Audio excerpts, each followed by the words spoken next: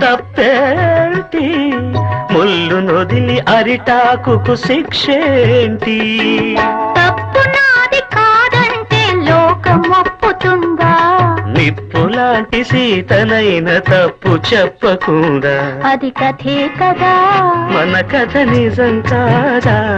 అది కథే కదా, మన కథ నిజం కాదా?